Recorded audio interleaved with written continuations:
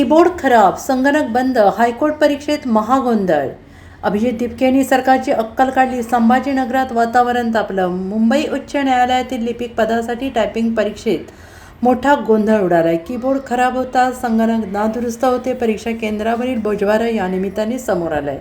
एवढ्या तांत्रिक अडचणी समोर आल्यानंतर विद्यार्थी आक्रमक झाले. त्यांनी न्यायालयाच्या प्रांगणातच आंदोलन सुरू केलं आणि ही माहिती मिळतात कॉक्रोच जनता पार्टीचे संस्थापक अध्यक्ष अभिजित दिपके यांनी तातडीनं तिथे धाव घेतली. त्यांनी विद्यार्थ्यांच्या अडचणी समजून घेतल्या. कीबोर्ड खराब होते, संगणक खराब होते, ऑनलाईन परीक्षा घेण्याची लायकी नसेल तर परीक्षा घेता कशाला, असा सनसनीटोला CJPचे अध्यक्ष अभिजित दिपके यांनी लगावला आहे. त्यांनी सरकारची अक्कल काढली. जोपर्यंत परीक्षा होत नाही तोपर्यंत आंदोलन बंद होणार नाही असा इशारा दिपके यांनी दिला आहे. मुंबई हायकोर्टाच्या टायपिंग आणि स्टेनोच्या पेपरमध्ये गोंधळ उडाला आहे. छत्रपती संभाजीनगरसह राज्यातील विविध शहरातील परीक्षा केंद्रांवर या परीक्षेतील अराजकता आणि असुविधा उघड झाली आहे आणि त्यानंतर विद्यार्थ्यांचा पारा चढला. त्यातच परीक्षा आयोजकांनी विद्यार्थ्यांचे म्हणणे ऐकून न घेता त्यांनाच अयोग्य भाषा वापरल्याने आक्रोश दिसून आला आहे.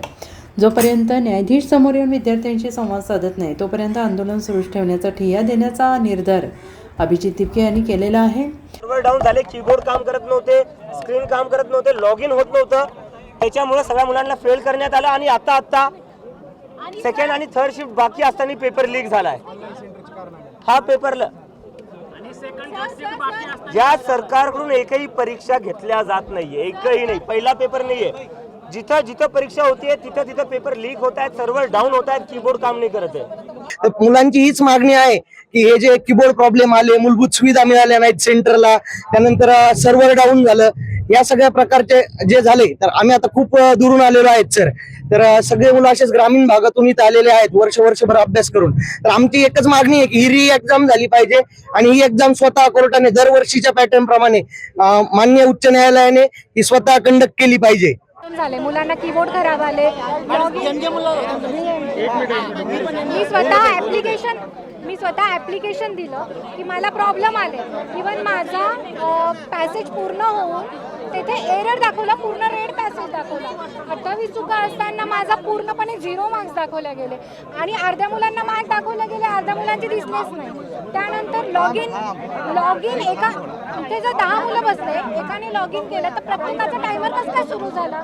जर मी लॉग इन केलंच नव्हतं तर माझं त्याच्यानंतर टायमिंग सुरू व्हायला पाहिजे. त्यांनी त्यांचा टायमिंग सगळ्यांच्या सोबत, एका मुलाने जरी लॉग इन केलं तर तो सगळ्यांचा सुरू होऊन गेला. त्यानंतर कीबोर्ड तर खराब आले, बटन एकदा दाबून राहिलं की तो तसाच, बाकीचं तुम्ही पॅसेज टाईप करा, काही नाही करा. आमचे कीबोर्ड आम्हाला अलाउ नाही केले जेव्हा त्यांना रिप्लेस केलं गेलं.